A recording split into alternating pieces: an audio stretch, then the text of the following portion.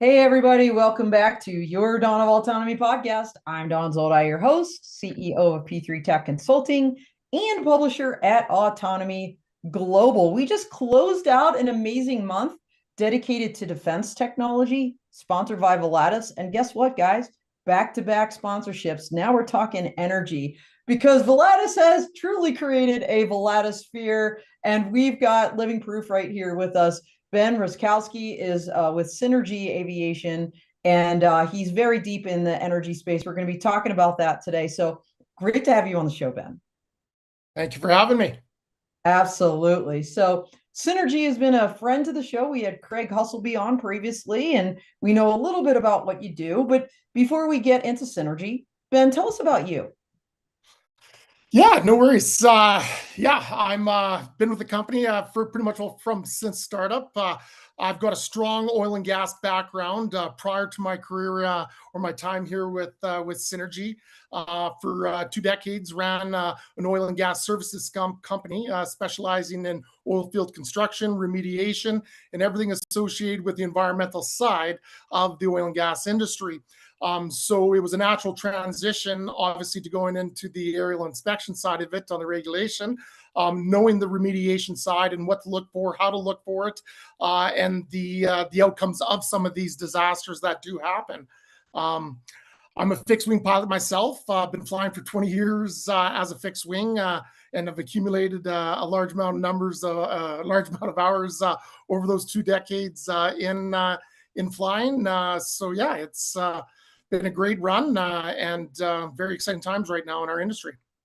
Well, first of all, for everybody listening, if you haven't noticed his accent, clearly Ben is from Canada, and that's where he's joining us from. So it's so awesome to have you on the show. And I know you now have some feet, if you will, in the US. So we'll talk about that here shortly. But let's talk about Synergy. So Craig had laid the groundwork previously, but not everybody watched that show. Although if you haven't, you should go back because it was really great. Synergy, tell us what Synergy Aviation does. Well, a little bit about Synergy Aviation. We're an aviation company that specializes in low-level pipeline surveillance. So essentially, aerial pipeline surveillance and specialized geomatics are our two main scopes. What we provide is that bridge of communication between the regulator and the oil and gas companies. So with any cycle or any system that the oil and gas companies are operating, they're on different schedules, whether they're weekly, bi-weekly, monthly, quarterly, annually. That dictates the schedule that we fly and the compliance that the regulators have on these patrols. So essentially, we offer the eyes on the assets for our clients looking for any and all anomalies associated within the right-of-ways and activity going on within the infrastructure. Okay, well, you said a lot there, and we just had our Law Tech Connect event, which Volatus was a sponsor of back in Detroit in May, and it's so interesting because the energy sector is so heavily regulated, as you just kind of alluded to, and you use the word compliance. So, I mean, basically, you guys have built an entire company around this because it is so important. So can without getting it deep into regulations, right, either on the Canadian or US side, can you give us like a high level overview for people that might not be familiar with ONG, with the oil and gas industry, and what kinds of things? Like, in other words, I heard you say you had background in environmental, there's construction issues. Like, what kind of topics, if you will, are really hot topics on the compliance side that require this, if you like, as you said, a monthly or a weekly inspection of something? Yeah, absolutely, Don. Essentially, we're out there and looking for all activities. So whether that is pipeline leaks, exposed pipe, erosion, third-party activity, which is the number one cause of most damage with landowners, or any excavations on site, vegetation management, signage, and obviously water crossings associated with that. We essentially gather this data and collect this data using any and all types of chassis. So that's including fixed wing, rotary wing chassis, and now with the involvement of Volatus as our main company, the onslaught of UAS and beyond visual line of sight programs within our industry. I love the onslaught. Well, I remember just from talking to Craig, your synergy began in Alberta in 2014 with just two aircrafts. And that singular mission that you talked about, helping ONG kind of stay ahead, if you will, of the power curve. How have you seen, obviously, besides the drone piece, and we're going to talk much more about that. How have you seen the industry evolve? I mean, you've been in it for 20 years, you've been now with Synergy for a while, and what has changed? Well, you know what? Regulation has changed, and that's the biggest driving factor in a lot of this. And on the environmental side of it, um, when we started, essentially, we operated two aircraft within Alberta. That service quickly expanded throughout Canada and Western Canada, and then into Eastern Canada, and then now into the US, where our market share is throughout North America now. Um, Essentially, when the program started, we started with two aircraft here in Alberta. We expanded that to upwards of over 15 aircraft, both a mix of fixed wing and rotary. We expanded operations into the east, set up a base in the Toronto area where we now have 5 aircraft base that fly weekly for the distribution system through Ontario and Quebec, and more recently expanded into Tulsa, Tulsa, Oklahoma, and started our US base offering a more emergency services program for our US clients as well. Oh, amazing. So let's talk about your connection to Volatus because Volatus has been kind of expanding over time, and I feel like it was like 2022, maybe like 4 years ago, where you came under that umbrella. This Tulsa footprint now, is that directly related to the Volatus collaboration? Like how did all that work? Yeah, absolutely. You know what? It was, kind of late COVID years, I would say 2022, when Volatus approached us, essentially looking at our operations and wanted to become a partner in it. That partnership and essentially now ownership of our operation has expanded us, immensely. And it's been a fantastic driving factor for all of our expansion, both into the East and into the US. As I mentioned, we were strictly manned aviation focused. Volatus bringing the UAS component in has opened up a complete new opportunity and door for both ourselves and for our clients. The biggest thing that they brought in, obviously, is the background on the unmanned side, where before having limitations with manned aviation, such as weather elements, just anything associated with being able to get us on site that day, quickly gave us an alternative option of bringing the unmanned systems in. Now, whether that's unmanned on site being operated, or large scale beyond visual line of sight operations, which are now coming into play with the regulation changing, and obviously Volatus being a driving factor in that regulation change.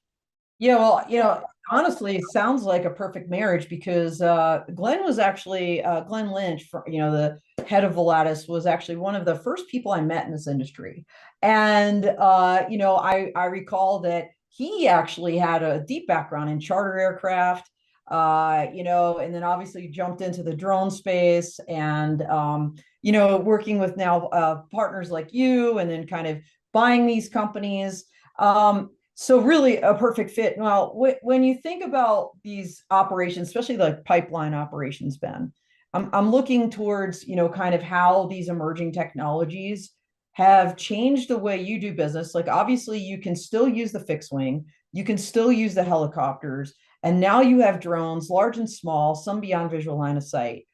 How would you compare like what you see on the kind of emerging aviation side of the table versus the traditional model, and what does it do for you? What does it change?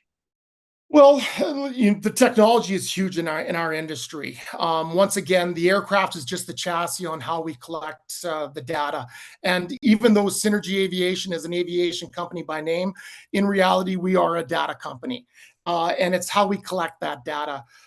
So it's using a multitude of tools, and we use somewhat of an a la carte system for both our manned and unmanned systems, where you have a multiple of choices between, gas leak detection equipment, LiDAR type style equipment, sensors.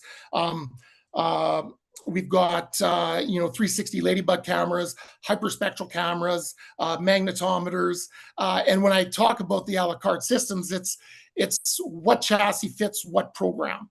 So when we look at large scale 3,000-mile right of ways, obviously a manned scenario with the correct tooling is the great tool. When we're talking about facility inspections or repeated short distant runs, the UAS systems come in immediately with that, and the cost comparison, and the cost savings to the client can be transferred on, because you're looking at a chassis where traditionally you're looking at thousands of dollars, where you're now moving to a remote system at hundreds of dollars in that comparison. So that has been the biggest change in the industry for us as a service provider, being able to provide different types of technologies on different chassis at a much better, more cost-effective price point. Well, I imagine the need for aviation in general, right? Some of these inspections is critical. Like, you just can't, I mean, I guess you could, it would take a heck of a long time to walk a 3,000-mile pipeline. But what are some of the challenges in terms of pipeline surveillance, particularly for aviation and an operational standpoint? Well, some of the huge challenges, number one is weather. When we Yeah. talk about that now, whether that is wind, rain, just cloud cover, cloud levels, there's a numerous amount of scenarios that come into play that can deter any standard patrol. When we look at emergency services, whether it's a client that has, a need for immediate eyes on assets, where, launching a manned aircraft is just not feasibly possible due to the conditions, where you can send out a ground crew with an unmanned system and they're there immediately. So Right. having that multiple of tools in the toolbox, so to speak, allows us to be the leader in the industry as far as what tools to bring to the job site, and how to get to the job site. First of all, once again, our operations run from far north of Canada to the southern coast of the U.S. And essentially, we've got to be prepared at any one point to get to one of those destinations. Yeah, absolutely. You mentioned this. I really want to kind of emphasize it because I've been going to the Energy Drone and Robotics Coalition Summit now for years, and I know that's a big show for you guys as well, for obvious reasons, what we're talking about right now. But honestly, when I saw drone responders co-locating an event there, I scratched my head a little bit. I'm like, this is kind of weird.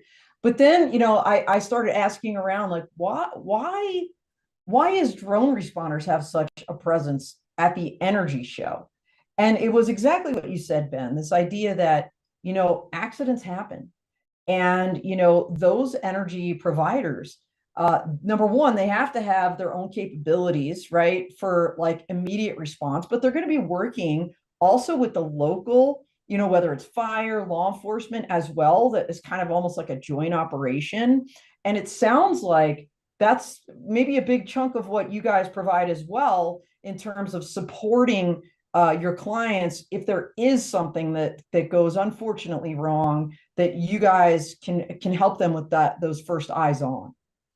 Absolutely, Don. As I mentioned, the regulatory patrol that are scheduled, that's the standard Monday to Friday or Sunday to Sunday type work that we do 7 days a week. Right. The emergency response side of it, it is immediate. And, some of these scenarios where we've got leaks or a potential environmental disaster, headquarters, head office needs eyes on assets immediately. And once again, bringing the Volatus Group into our operations has, allowed us to have, a multitude of locations throughout North America now, where we've got bases to deploy the teams. So rather than, being limited to one or two locations as we were as one company, with the Volatus Group, we now have multiple throughout North America, and as that expanding both globally to service our clients. So it's been an absolute game changer, bringing this technology into our industry, and I'm quite excited to see where it goes. Yeah, no, that's awesome. And when I think about all the different kind of sensors, and I think about some of the inspections that you do, and even kind of on the incident side of the house. In my mind, methane always jumps out, right? Because that gas, bad news. And I know it's regulated heavily, globally, but certainly in Canada and the US. Major regulatory issue. I know it's an environmental safety governance priority for a lot of energy companies, ESG. How are you responding to that particular demand? Because that's very special. I mean, that is hyper specialized. Yeah, absolutely. When the industry presents a problem to the general mass or the service industries on how to fix this, our number one goal is to come up with a solution. And over the years, we have. When we talk about methane specifically, we utilize a number of tools for that, and staying on the cutting edge and the leading edge of that industry, and knowing what tools are out there, is part of the game of being able to be properly tooled to tackle this. When we talk about sensors, there's a number of technologies out there, starting with Boreal, Falcon XL from Vanguard, the FlyScan program system. Each tool brings in a unique kind of solution to each one of these problems. When we talk about quantification and methane quantification, the Boreal right down to very, very low part per million. When we talk about the Falcon and the laser-based system and pinpoint accuracy of where that leak is coming from, right down to the hyperspectral technology that we fly with the FlyScan program, essentially hyperspectral camera looking for any liquid leaks. So now not only the vaping hydrocarbons or the gas that we're going after, we're now able to see the unseen, and essentially use the hyperspectral cameras technology to help identify even standing liquid hydrocarbons. So the tooling that's out there has really advanced what the deliverable is. And as that progress happens and that development comes, as being part of the Volatus group, taking that technology and, volaticizing it down for the drone and bringing that technology to any and all chassis. Once again, being the data company, that's what we're going after. Yeah, I want to stay for a second on FlyScan, because I feel like I talked to Craig about this thing called the flying pig or something. I feel like that was the hyperspectral system. Now, if memory serves, that thing was big, because I remember we had a picture of it, and I feel like maybe it was on a helicopter or a fixed wing aircraft, and that's hyperspectral. Has FlyScan, kind of come up with a smaller swap version of the pig or something else that you're using? Oh yeah, no, the I love that have name, by the way. no worries.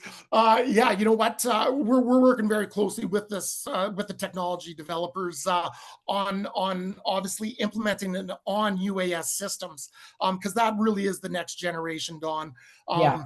Being able to take the manned tooling, put it on the unmanned tooling, and as we go from these traditional problems of these 3,000-mile right-of-ways that we're surveilling in one pass, and the technology and regulation is coming into play with the unmanned systems, being able to take that technology and transfer it over to that new chassis is the number one goal that we're driving for. So, being able to be that manned and unmanned operator and working with these tech companies, and not only with the tech companies, but developing some of this technology in-house ourselves is quite exciting. So, that's what drives us every day in our business. Well, so we've talked a little bit about pipeline inspections. We talked about really asset inspections in general, disaster response or incident response. I want to talk for a second about cargo operations, because that's a big one, right? Obviously, I believe, if memory serves, a colleague of ours writes about Canadian regulation. Actually, we have a couple of colleagues writing from Canada about some of the regulations. I know you guys had extended a line of sight, that kind of loss, if you will, that's the precursor to beyond visual line of sight.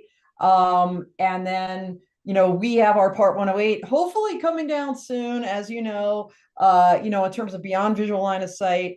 But those kind of cargo operations, like let's just even say ship to shore, huge, right, for this sector. Are you involved in that with Synergy? We aren't a part. When I say that, the beyond visual line of sight regulation implementing that into our programs Yep. is the stepping stone for the cargo end of it. Yep. If we can, with our programs that we're kicking even off on as we speak, we're doing remote oil and gas programs that are essentially flown from the other side of the country. Right. So being able to start and implement those programs gives us the head start in taking that program to the next level on the corridors. So the corridor, program, whether it's infrastructure, utilities, or transportation within that corridor, we're leading the way, Don, in that regulation. So yes, we are a big part of that. We're excited to be a part of that, and we see the future in it. So we want to be a part of it.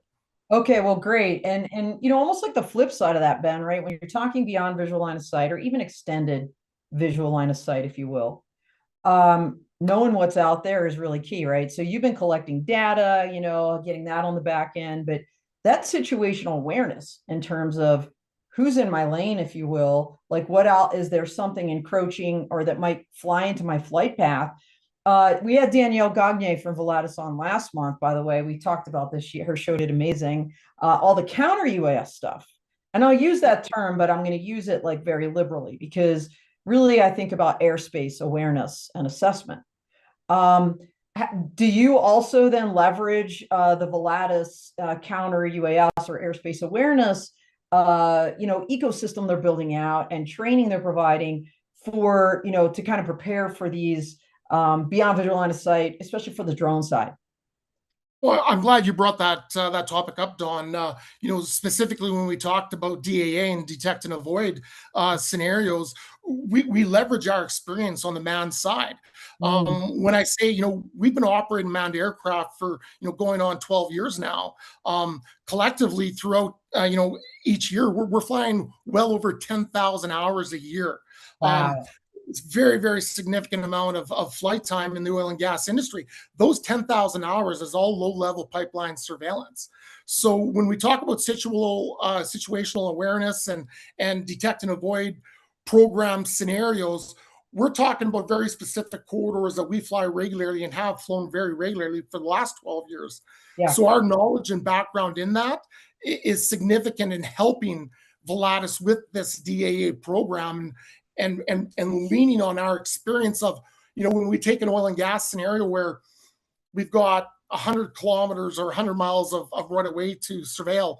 Well, we've flown that program for 8 years. We've accumulated thousands of hours of flight time experience on that right of way with zero incidences and tracking of other aircraft within that vicinity. So being able to leverage that knowledge and just history on that and help drive regulation with that is huge. So we work very closely with them on expanding those operations.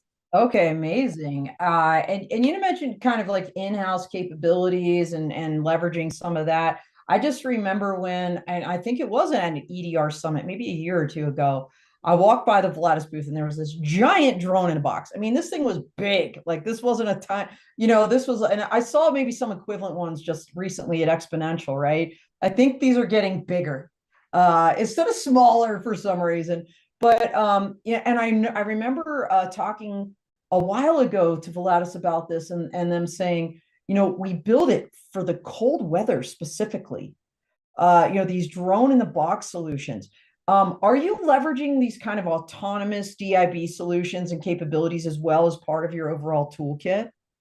100%, Don. The Sentinel dock is what we refer to, is a phenomenal tool and a very cost-effective tool for our clients.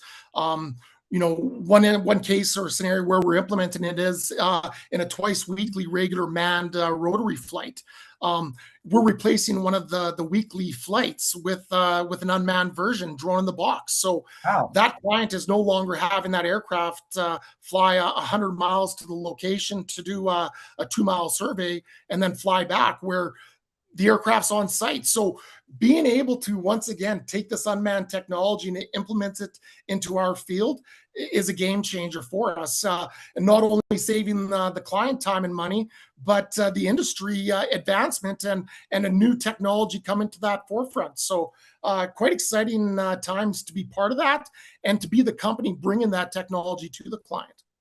Well, and speaking of bringing technologies to people, I want to I want to discuss again the Tulsa, kind of footprint because just at Exponential again, I keep mentioning this because one of the more recent shows, um, Bobby Healy from Mana Drone Delivery was on the stage talking about how they're opening up their U.S. front, if you will, in Tulsa. You got Tulsa Innovation Labs down there.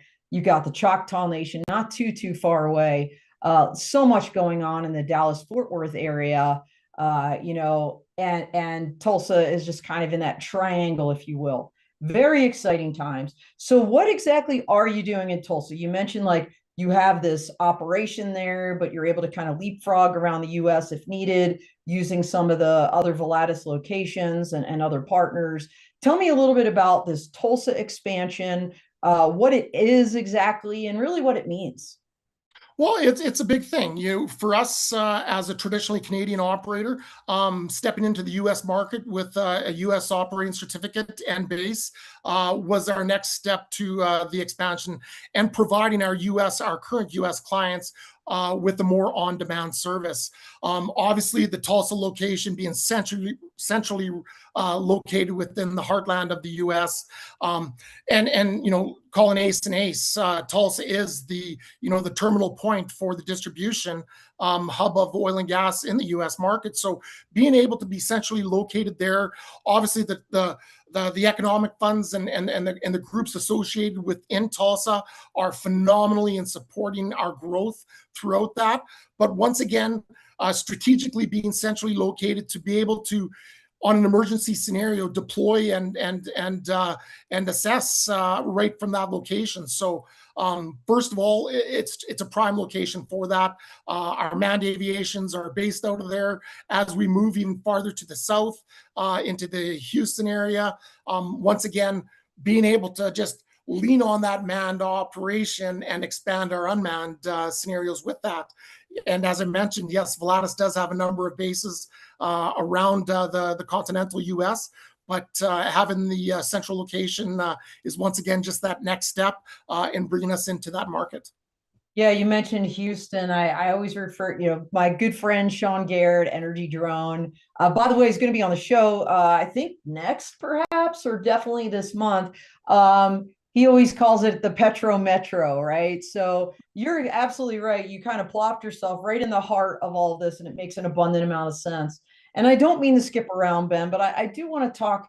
You've got so many partnerships. You just kind of buzz through. I want to focus for a second on this has a really interesting new partnership with Skipper NDT, and that's non-destructive testing. So again, I love learning. Every time I go to EDR, I learn something new. I learned about NDT actually from a Canadian company that gave a presentation at Commercial UAV. So really interesting and the need for that in this sector. Tell me about that partnership and kind of where that's going. Well, once again, we position ourselves to partner with a multitude of different technologies, and Skipper technology is one of those technologies that is leading that industry. When we look at UAS tooling and programs for that, the Skipper depth of cover program is second to none in our mind. Being able to go in non-destructive and essentially be able to fly the system where circumstances can, on a manned program, there can be underlying circumstances just due to safety, access to any of it, where this tool now being flown in can handle it. The bend and strain technology, being able to detect the strain in the pipe within the water crossings, slopes, banks with it. And the other tools that kind of come with that, as we start kind of promoting that service and working with Skipper, bringing in bathymetric type surveys, so multi-beam echo sounders and that technology that pair very well with the Skipper tool. Once again, is just driving us forward in that technology race to bring more tooling in. But Skipper as a strategic partner has allowed us to expand more into the U.S. As well as throughout Canada. So once again, a phenomenal tool, UAS based, and we're excited to be a partner with them and expand operations obviously with them throughout North America. No, that's great. And the bathymetrics, all of these things, sensors are out there. I was at GeoInt earlier in May, and the one impression I walked away from that show with was this. We've got the sensors, we've got the tools. It's always about the data, as you even alluded to, right? We're not just an aviation company, we're a data company. So I couldn't not ask this, but I know that's a double negative. I have to ask this, Ben. You collect all this data, you've got all these tools, it's all coming in. I imagine it's like, I'm going to use your word back at you, it's deluges of data. What do you do on the back end there, right? Because you're collecting it and that's great, right? But the data doesn't really help a client unless it's actionable. So do you want to talk a little bit about that kind of back end process, besides the flying and the collecting, kind of what you bring to the table for your clients? Absolutely, absolutely. You nailed it when you talked about actionable data. And once again, when I refer to us as a data company rather than an aviation company, it's providing that actionable data. And essentially, we have developed our own internal online platform for delivering that data, and that is our AIRS platform. Essentially, all data that is collected, photos, assumptions, lidar data, wording that is collected on that, the tracking, the analytics, everything is presented on that platform. So the client can then go to their page, they can go through all their compliance ratings, they can see that everything has been captured, what anomalies have been identified, what anomalies are still identified, so the history tracking. So on the data inspection and delivery side, the AIRS platform in our mind is second to none as far as being able to translate that to the client. Once again, we're dealing with multi-generations of clients, starting from people that are in the retirement phase to new oncomers into the industry. So we still deal with the traditional PDF copies where you generate the paper copy, you can view it, you can file it. And as generations come in on the more tech side, it's all digital. So, we're collecting upwards of 1 to 2 terabytes of data a day. It's mind blowing with the amount of data when we talk about that. So the storage and delivery of it is the second end or the back end of our business. And, being able to translate that into operations where the delivery system's tied into our tracking system. So if the crews go out and fly a mission on, say, Tuesday, and they identify an exposed pipe that they alert the client to, on Thursday when that second flight comes out, whether it's a new crew or the same crew, that identified anomaly is popping up in their technology pack within the aircraft to say, hey, last crew identified an exposed pipe here, heads up, be watching for it. So being able to be that precise in our data capture, then translate that to the report and give that to the client, that's where it's going on. And to your comment of actionable data, that's our driving factor, is taking our data, putting it into our platform and getting it to the clients. Because at the end of the day, that's what they want, is the data that we collected. So as we progress and expand in our operations, we are just quite exciting, to be honest, launching AIRS 4, our 4th rendition of the platform. So quite exciting. And as it gets more interactive and more useful in that sense, we're getting a lot more traction with it, and very exciting times as we step into this data age. Okay, that's great news, Ben. So wow, we've kind of went through the arc, if you will, of the company from its inception over time, adding into drones and all the different kind of use cases and value add ROI, if you will, that you guys are bringing to the table. So here we are in June. We're about almost halfway through 2026 already, if you can believe that. As you look ahead to the rest of the year, what are you the most excited about? What's on your whiteboard? You know what? Getting the larger scale beyond visual line of sight programs going. We've been driving for the last 3 years of Volatus being part of our program of implementing these large scale programs, and 2026 is that year. We're quite excited with it. Specifically here in Canada, we're going to be launching some larger, long-scale, beyond visual line of sight programs in the oil and gas side. To me, that is the game changer. The switch is being switched at that point, and Volatus is the one switching the switch. So exciting to be part of that. And yeah, I got to be honest with you, Don. I'm excited for the rest of the year. We're just tickling the surface of what we're going to be able to bring to this industry, into this markets. And yeah, very exciting times ahead. Well, I got to ask this too, Ben, just because I'm curious and I'm going completely off script, so you could just shut me down if you want. But, as I think of all the platforms you already have, right? You've integrated drones very fully, and now you're looking to beyond visual line of sight.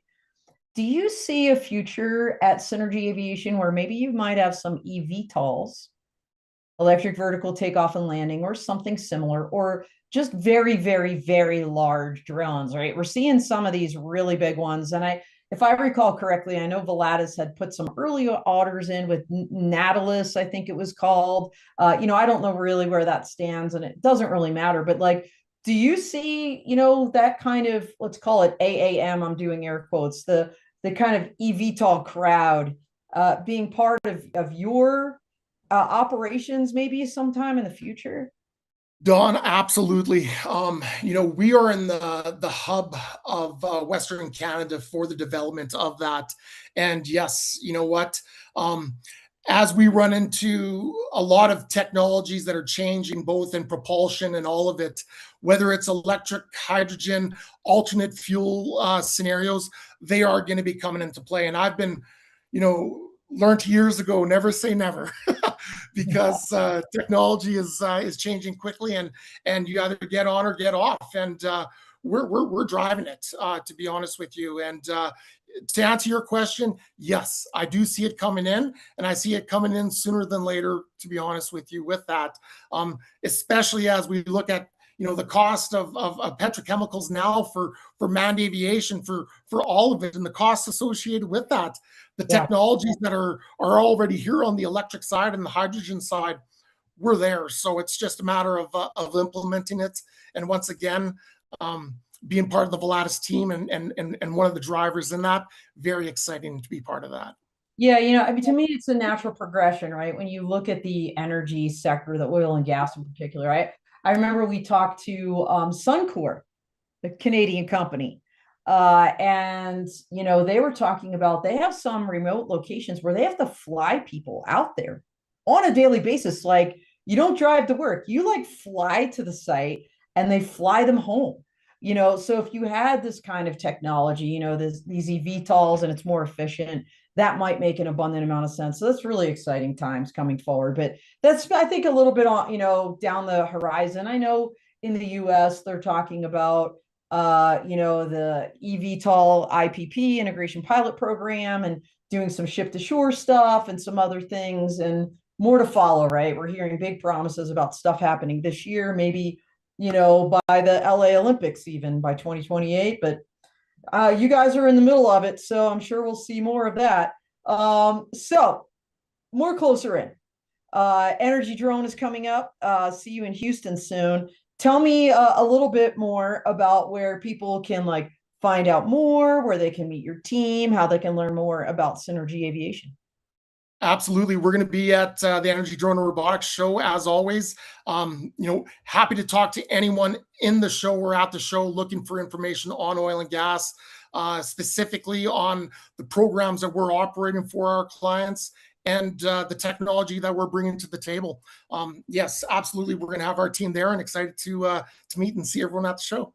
All right. Well, I'm excited to see you, Ben. And we'll be doing a live stream from there as well. And my thinking is we're probably going to have you on it. I'm not sure, but we're definitely going to have a Lattice person on there, amongst maybe 9 other companies. Echodyne is sponsoring that one. But so was there something that you wanted to talk about, Ben, that I failed to ask before we close out the show today?